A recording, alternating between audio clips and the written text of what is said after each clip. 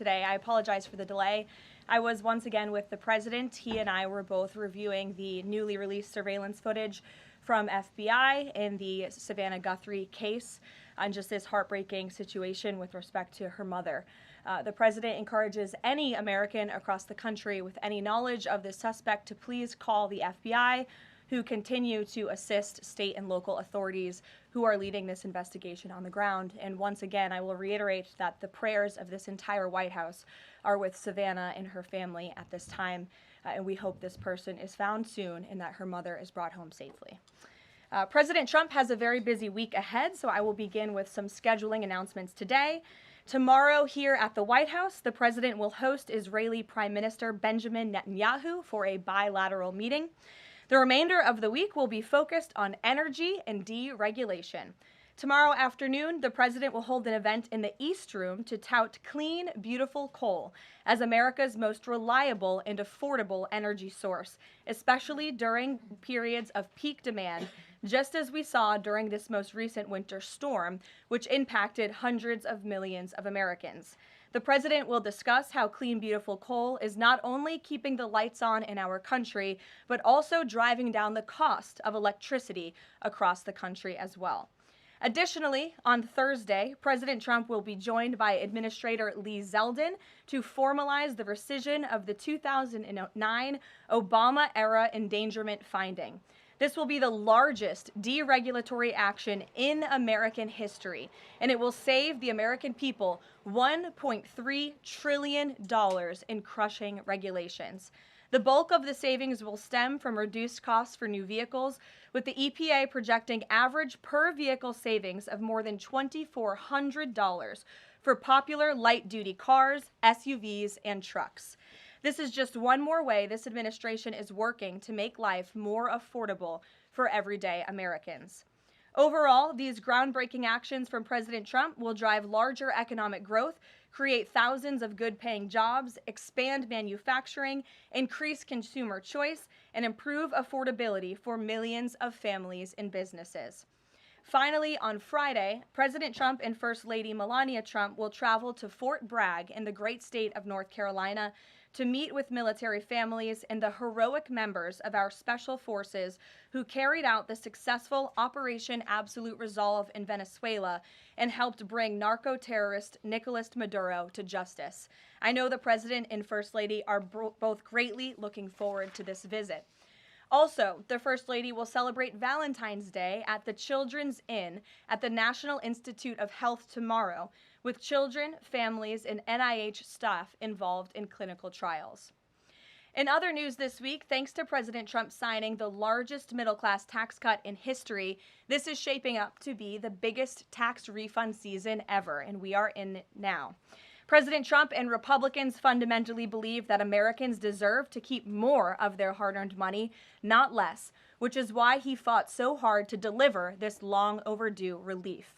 From no tax on tips, overtime or Social Security, to auto loan interest deductions on new American-made vehicles, plus increases to the standard deduction in child tax credit, more money is flowing back into the pockets of hardworking Americans. We're already hearing from everyday Americans across the country who are reporting substantial tax savings thanks to the Working Families Tax Cut, which every single Democrat in Congress voted against. AMAC, which represents millions of Americans, has heard directly from more than their 1,000 members already about how the Trump tax cuts are easing cost of living concerns. I wanted to share a few of those powerful responses with you today. This one comes from Dean and Wendy in Wisconsin, who said, quote, "Instead of paying out $3,700 last year, we got back $2,500 in refunds this year. This is huge for our family." Steve from California said, quote, "The new senior citizen deduction is a tremendous relief and has given us peace of mind and the freedom to truly enjoy the retirement years we worked so hard for." Eric from Nevada said, "As a senior, no tax on Social Security helps me tremendously. The no tax on tips helps my daughter-in-law as a waitress. The no tax on overtime helps my son, who works constantly. Our family savings from the One Big Beautiful Bill could total even more than $5,000. We love the Trump tax cuts." These are just a few positive examples of the everyday Americans that President Trump's tax cuts are uplifting. We'd love to hear more from the American people across the country who are benefiting from the working families tax cuts. The White House is also pleased to share that parents across the country can now officially apply to open a Trump account for their child. In order to apply, parents can visit trumpaccounts.gov and fill out the IRS form 4547. These Trump accounts are special investment accounts aimed at providing American children with a jump start on building wealth for life.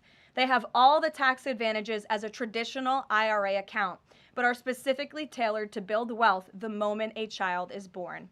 Thanks to President Trump, every child born between January 1st, 2025 and December 31st, 2028 is eligible to receive $1,000 from the U.S. Treasury to fund their account. Parents, guardians, and even nonprofits can then contribute up to $5,000 per year. Employers can also contribute up to $2,500 per year per employee. President Trump believes there is no better investment than investing in our nation's children. If you are a parent who maximizes contributions to your child's Trump account, its projected value could reach nearly $1.1 million by the time your child turns 28 years old, based on average historical stock market returns. Safe to say, the Trump accounts will give a substantial head start to position the next generation for a brighter future. And with the stock market exploding under President Trump's pro-growth policies, there has never been a better time to sign up for an investment account like this. The Dow Jones just shattered 50,000 for the first time ever on Friday, and the S&P 500 and the NASDAQ continue smashing record after record. So with President Trump in charge, Americans' 401ks and retirement savings are booming once again, and these new Trump accounts for America's kids will boom too. So with that, once again, every parent should go to trumpaccounts.gov today, and I'm going to put it on my own personal to-do list to sign up for one as well. With that, I will take your questions. Caroline Downey from the National Review is here. Thank you for being here, and why don't you kick us off? Thank you for having me. On the criticism that immigration enforcement has become arbitrary or not particularly prioritizing, Democrats have been circulating this statistic that only 14% of illegal aliens arrested under this administration are violent criminals, but we know that in deep blue cities with progressive district attorneys, it's common to plead down serious violent crimes into less serious offenses, which could be distorting those numbers. So given that backdrop, does the administration still stand by the messaging that you're targeting the worst of the worst, and does this prevailing narrative tell the whole story? Well, thank you for bringing this up, Caroline. I've seen this CBS report floating around. There's a lot of liberal talking heads and pundits and Democrat elected politicians who think that this single story and these statistics and the way they are painted is somehow a shot at this administration. It is not, and let me correct the record. Number one, the Trump administration has been clear from day one that any illegal alien present in this country is subject to deportation. However, the priority, of course, is going after the convicted criminals, the worst of the worst, the murderers, the pedophiles, the rapists in this country. Interestingly, in the CBS story, what the Democrat talking heads on television are not saying is this line. Nearly 60% of ICE arrestees over the past year had criminal charges or convictions. And among that population, the majority of the criminal charges or convictions are for nonviolent crimes. Oh, well, what are nonviolent crimes, you ask? This has coincided with what DHS has been saying all along, that approximately 70% of illegal aliens arrested under President Trump have pending criminal charges and or prior convictions. And these so-called nonviolent crimes, drug trafficking, distribution of child porn, burglary, fraud, DUI, embezzlement, solicitation of a minor, and human smuggling, just to name a few. So just because a crime is not violent in nature doesn't mean that crime is victimless. And I can guarantee every single person who is out there on television right now pointing to these statistics that were taken out of context by CBS News would not want an illegal alien convicted of the distribution of child porn or fraud or DUI living in your community. So the Trump administration will continue our focus on deporting all illegal aliens present in our country with a focus on the worst of the worst criminals. Thank you for being here. Gabe. Caroline, thank you. And thank you for the update on our colleague Savannah Guthrie's mother. Is there anything more you can share? You said the president was reviewing that surveillance footage. What was his initial reaction when seeing those disturbing images? And does he believe that that suspect acted alone? I haven't talked to him specifically about the second point on whether the suspect acted alone or not, so I don't want to weigh in on the president's thinking on that. His initial reaction, of course, as all Americans, is just pure disgust. And again, it's heartbreaking to see now this footage really bring to life a story we've all been reading about. And again, we're just praying for the safety of Nancy Guthrie and that she will return home soon. And the president directed me to please encourage all Americans with any information to call the FBI, and we hope that this case will come to a positive resolution as soon as possible. We, of course, have a lot to talk about in a completely separate topic. I was hoping you can clarify something that's come up over the last several days, again, regarding a separate topic in the Epstein files. According to newly released files, the president had a conversation with the Palm Beach police chief in the early 2000s, according to the police chief in 2019. The president has gone on record before, and he's told reporters that he said that he had no idea about Jeffrey Epstein's crimes. During this conversation with the police chief, however, he did say, according to this recounting of it, that thank goodness you're stopping him. He also called Ghislaine Maxwell evil. So my two questions are, did that conversation with the Palm Beach police chief happen? And can you explain the discrepancy? What I will say is that the president has always remained consistent, and that he kicked Jeffrey Epstein out of his club at Mar-a-Lago because, frankly, Jeffrey Epstein was a creep. And unlike many other people who are named in these files, President Trump cut off his relationship with Jeffrey Epstein and was honest and transparent about that for years and years. And so I think what the president has said all along has always remained true. And the release of more than 3 million documents related to Jeffrey Epstein and his heinous, disgusting crimes just shows the level of transparency that this president and administration has committed to in bringing these files to light. But did he call the chief in 2006? Caroline, did he call the chief? Look, it was a phone call that may or may not have happened in 2006. I don't know the answer to that question. What I'm telling you is that what President Trump has always said is that he kicked Jeffrey Epstein out of his Mar-a-Lago club because Jeffrey Epstein was a creep, and that remains true. And this call, if it did happen, corroborates exactly what President Trump has said from the beginning. And I'm sure many of you, when you read that alleged FBI report, probably thought to yourself, wow, this really cracks our narrative that we've been trying to push about this president for many years. So we're moving on from that. Reagan. Thanks, Caroline. I want to ask you about the SAVE Act. NBC reported that there's some hesitation among House Republicans on adding absentee ballot restrictions into the SAVE Act. Can you explain what the hesitation is among House Republicans and also just provide a status of negotiations with Congress on the legislation? Sure. I can't speak for House Republicans, Reagan. I can obviously speak for the president, who is quite possibly the strongest supporter of the Save America Act, which, as you know, would require proof of citizenship to register to vote. It would require proof of identification, a photo identification before casting a ballot, and it would also ensure that there are exceptions made. I think that's what you're alluding to with these conversations with House Republicans for reasonable requests, of course, for our military, for individuals who are disabled and cannot make it to the polls. Those are reasonable, common sense things that I believe House Republicans are discussing amongst themselves. But as for the president, he's been very clear. He wants House Republicans and Democrats, too, if they were politically wise, to pass this legislation, for the Senate to pass it, to send it to the president's desk so it can be signed into law. Follow-up. I'm wondering when the last time the president spoke to Leader Thune was, and if he discussed using the standing filibuster to pass legislation. The president has given his position on the standing filibuster. As for his most recent conversation with Leader Thune, frankly, I'm not sure. I do know they speak very frequently. The president's in constant communication with both Leader Thune and the House Speaker, Mike Johnson. Stephen, I see we switched up our seating chart.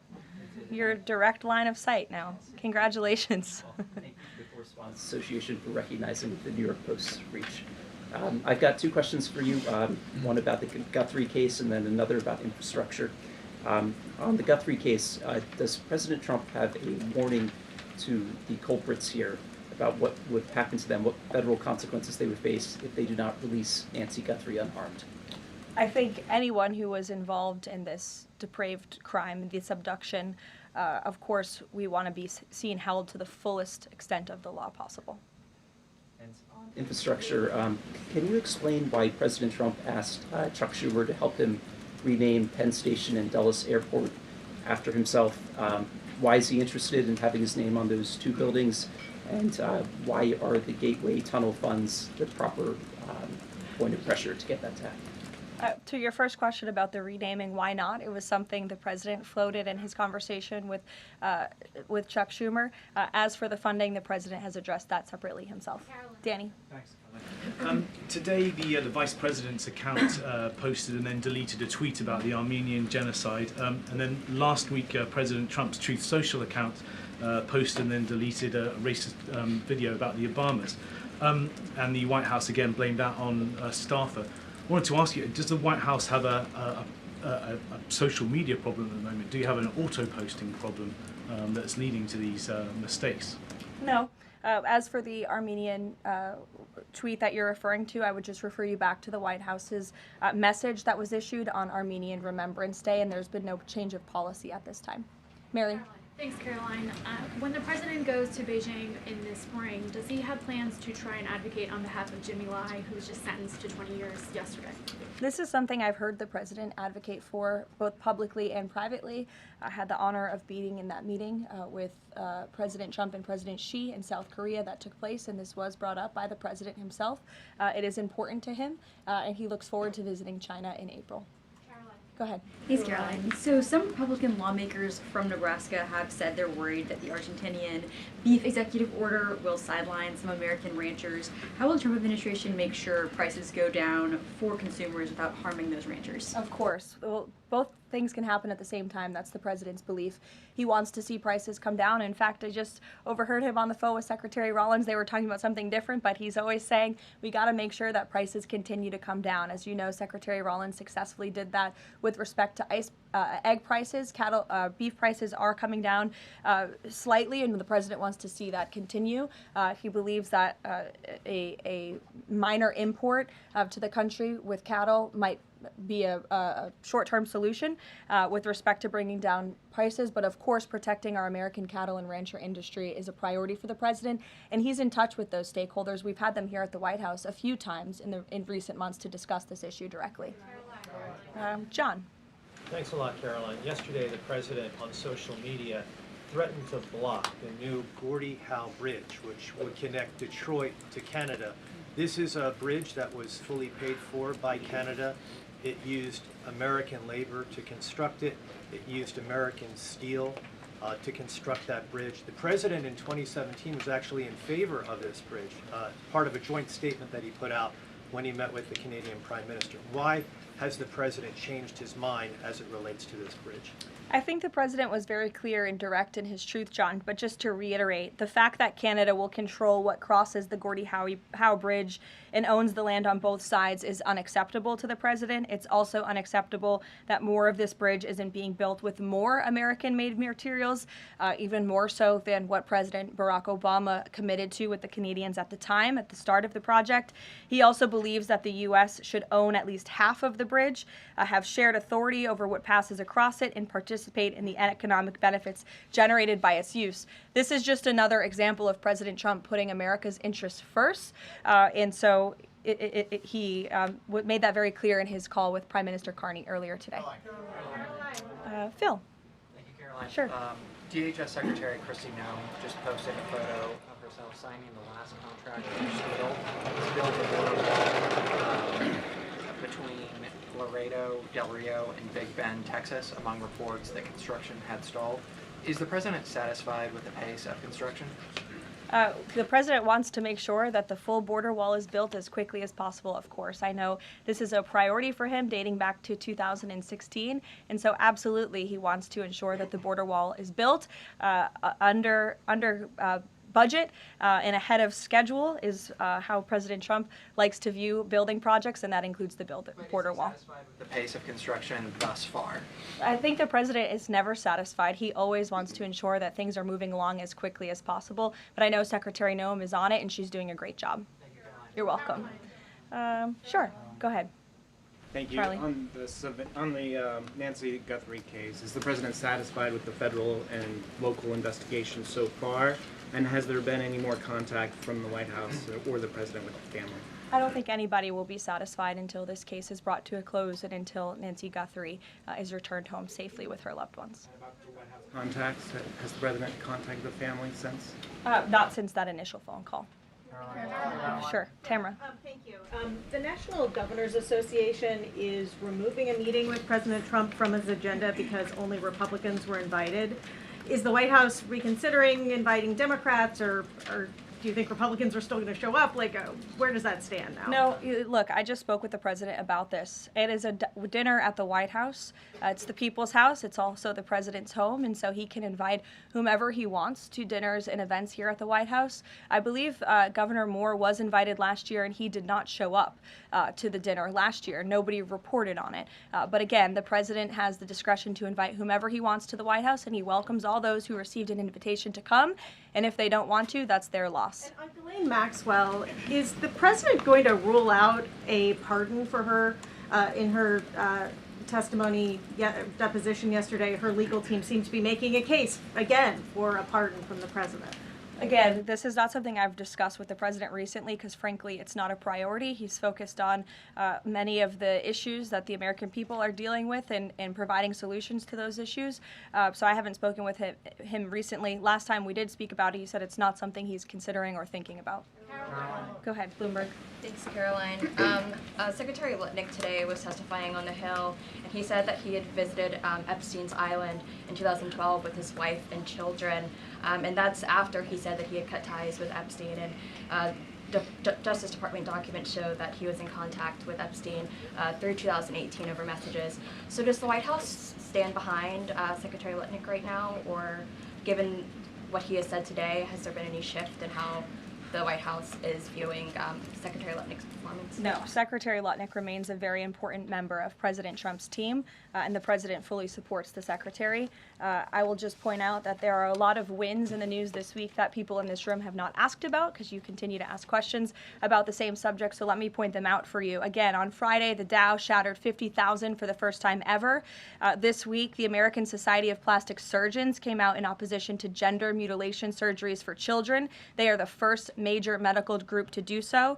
A federal appeals court today, nobody asked about that, just upheld the Trump administration's policy of detaining illegal aliens, validating the strong measures that have driven illegal crossings to historic lows, and sent a crystal clear message that under President Trump, if you enter the country illegally, you will be detained and removed. The murder rate, again, not a single question about this, has plunged to a 125-year low as crime falls across the board thanks to President Trump's crime crackdown. We also saw this week national median rents have fallen to a 4-year low following 6 consecutive monthly declines, and mortgage affordability has surged to a 4-year high. Home ownership is the core foundation principle of the American dream, and I will repeat that mortgage affordability this week surged to a 4-year high, but not a single of mention of that in this briefing room today. And again, this came out last Friday, but for an unprecedented 9th straight month, there were 0 illegal border crossings at the southern border. So we're going to get back to business. The president is very busy today, and you will see him all tomorrow at the event in the East Room touting his administration's energy policy. Thank you. What about the month's walk for peace that came to DC, Caroline?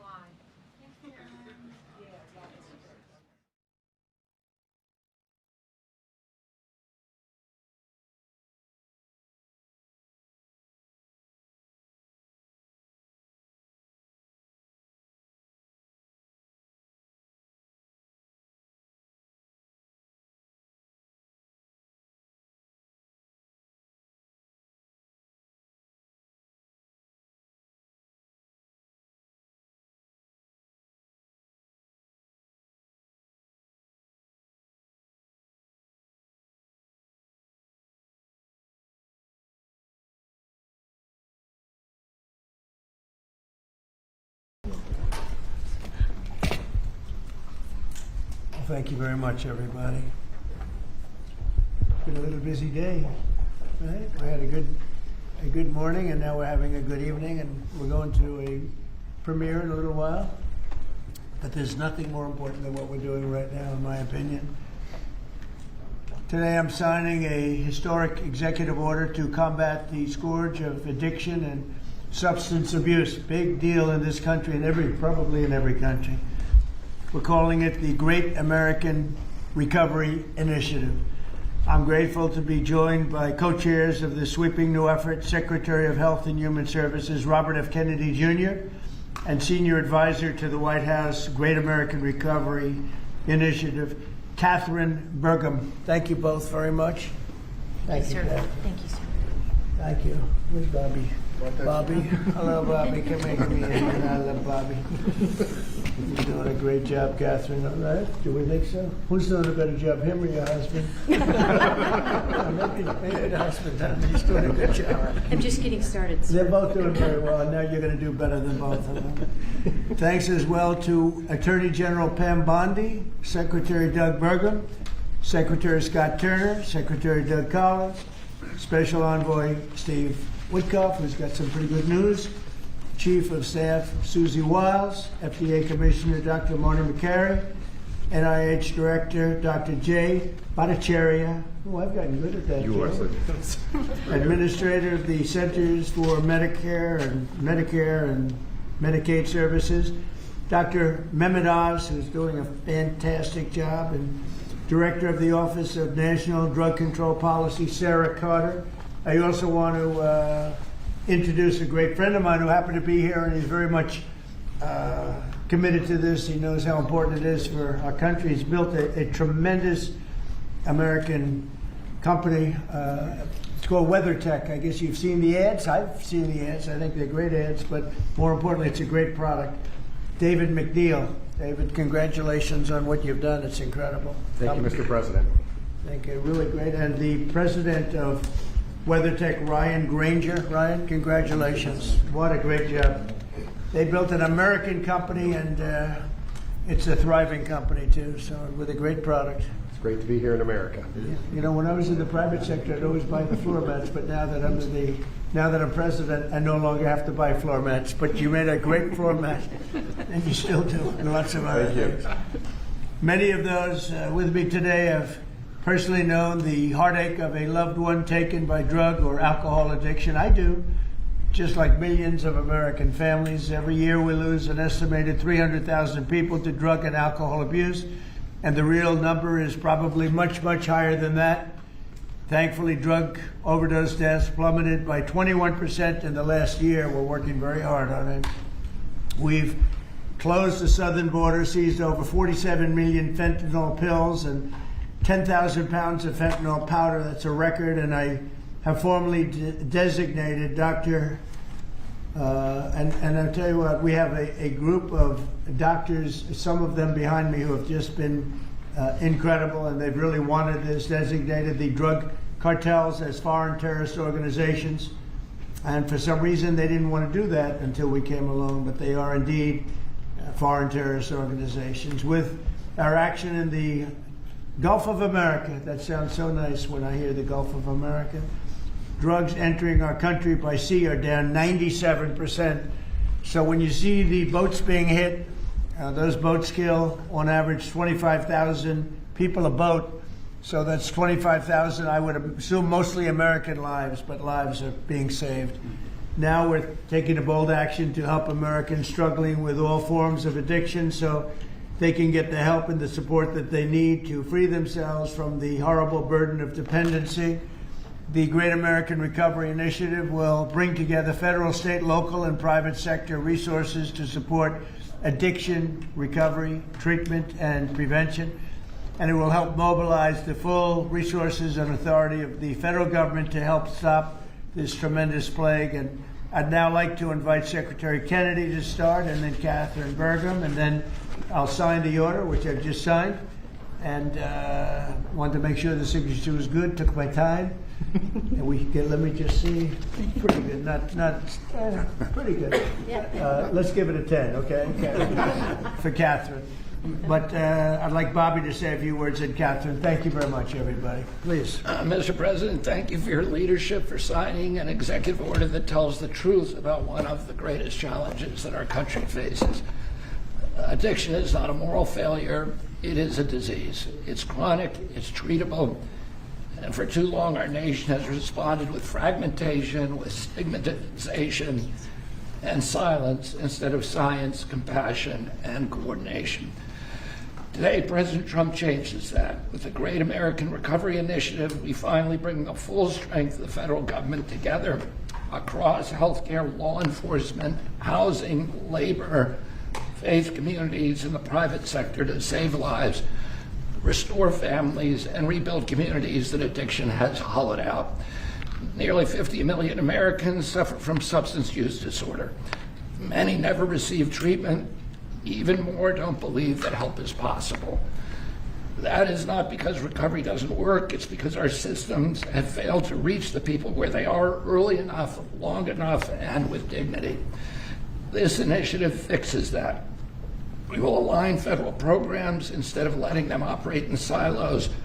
We will set clear, measurable goals and report honestly to the American people. We will use evidence-based care, modern science, and continuous support just as we do for heart disease, diabetes, and other chronic illnesses. We will focus on prevention before addiction takes hold. We will intervene early. We will expand access to treatment that leads to real long-term recovery. And we will support re-entry because recovery does not end when treatment ends. It succeeds when people return to their families, their jobs, and their communities with purpose and with hope. As co-chair of this initiative alongside of Catherine Burgum, whose leadership and commitment strengthens this work, I pledge urgency, accountability, and honesty. Catherine and I share the experience of having been addicted and long-term recovery. But almost everybody in this room and almost everybody in our country has been touched by addiction. Steve Witkoff, who is here, had an extraordinary son, Andrew, who was a superstar boy, a straight A student, an athlete, and a wonderful leader, and lost that son to addiction. President Trump has talked about his own family's struggle with addiction. All of us are touched. If it touches these people, it can hurt every American. And President Trump has often talked about, with compassion, about the families who lose children to this disease. 100,000 children a year until recently. Now it's about 76,000. Those families are devastated forever. And the cost to our country, not only in dollars, but in just the malaise and the despair that it imposes, is incalculable. We are going to listen to states, localities, frontline providers, and tribal nations. We will partner with communities and faith-based organizations. We will work with employers, clinicians, and recovery leaders who know what works on the ground. President Trump has already acted decisively, securing the border against deadly drugs, signing the Halt Fentanyl Act, strengthening treatment programs, expanding access to naloxone, medication-assisted treatments, and investing billions in prevention and recovery. This executive order builds on that record and accelerates it. Recovery is not a side issue, it's an economic issue, a workforce issue, a family issue, a national security issue. When Americans recover, communities grow stronger. When families heal, children thrive. And when we confront addiction with courage instead of complacency, we reclaim the promise of our country. This initiative is about life, it's about responsibility, and it's about building a great American recovery together. With this executive order and with major announcements that I will announce next week, we are taking decisive action to make America healthy again. Thank you. Thank you, Bobby, and great job. And you're doing a fantastic job. You're doing a fantastic job. And I saw his wife yesterday, and she confirmed that he's doing a fantastic job. So she's on your side. You know that. She's great. And Oz, thank you for being here. We appreciate it. Catherine, please, go ahead. Thank you, Thank Mr. President. Thank you so much. Your leadership today, relative to this announcement about the Great American Recovery, is a gift to all Americans who are suffering from the brain disease of addiction. I also want to thank First Lady Melania Trump for her leadership during your first administration, and now the work she's doing championing youth and children, especially related to foster care, where early trauma and instability are often consequences of the disease of addiction. Addictions touch this administration in real and profound ways. President Trump, you've openly spoke about your brother Fred, whose struggle with addiction shaped your life and your understanding of this disease. And Susie Wiles carries the lived experience of her father, the late, great Pat Summerall, whose recovery journey became a source of hope for millions. Vice President Vance has shared his story of his mother's battle and recovery. And as Secretary Kennedy just said, he brings his own lived experience, proof that recovery is not theoretical, it is possible. These stories matter because they are not isolated. They reflect the reality of the over 190 million Americans, that's half our nation, who are impacted in some way by the disease of addiction. And I am one of them. I started drinking in high school, and I was a blackout drinker from the start. For 20 years I struggled, relapsing constantly starting over, constantly trying to stay sober and failing. And I reached a point where I truly did not believe there was one single reason for me to keep living, and I was suicidal at the end of my drinking. One day I was out walking alone.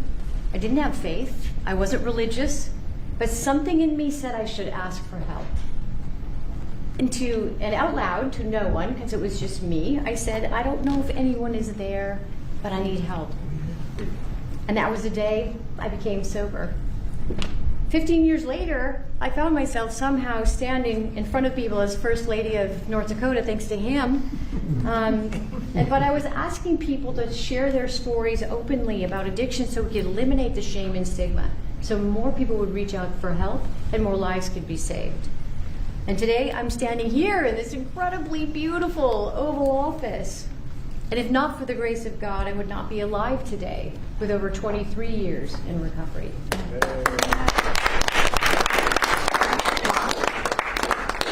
That's why I'm here, and my message is simple: never give up hope for recovery. Mr. President, I also want to thank you for allowing me to stand here with you today. I was in this building in 2017 when the administration announced the national response to the opioid crisis.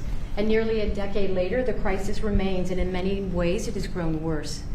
Not because we lacked compassion, not because we lack effort, but because we never fully aligned our system with the truth. Addiction is not a moral failure. It is not a character flaw, and it's not simply a behavioral issue. Addiction is a lifelong, chronic, relapsing medical disease as real as diabetes, cancer, and heart disease. And when we fail to treat it as such, we don't treat the disease, and we pay mightily for the consequences.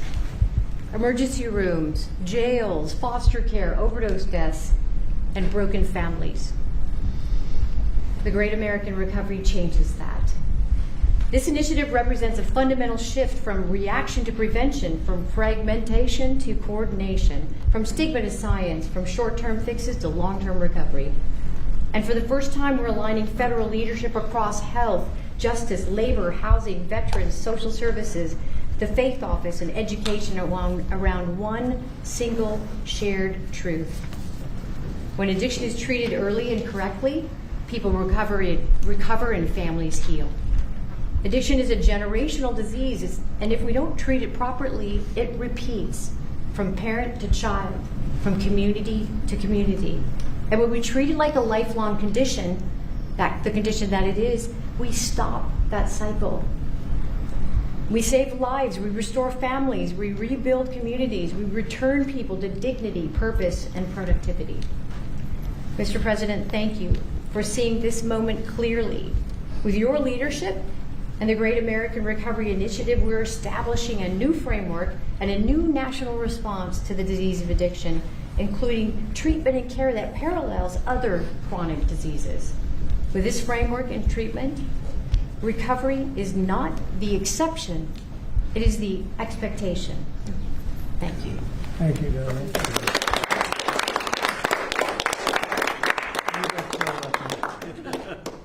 You know, I saw them riding horses in a video, And they said, who is that? I was talking about her, not him.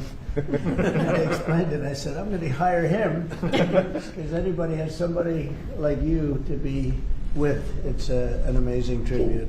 And it's a great couple, amazing couple. And she's very much a part of his big success. He was a fantastic success, as you know, having been one of the most successful business people. And I saw him campaigning, a great governor, two-term governor. He did a fantastic job, North Dakota, and he's done a great job. And I'll tell you what, Catherine's a very big part of it. I see it. It's just really one of the fantastic couples. So I appreciate it. What a beautiful job you've just done. And I'm going to give this to you, and you can figure out what you're going to do with Bobby. You know. But let's have a good picture of the two of them and everyone else. And I'd like to ask Steve Whitcuff also to say a couple of words when we're finished, because he's a very special person who I knew very well, an incredible person. So if you don't mind, Steve, I'll ask you to do that in just a second, all right? Please, Bob.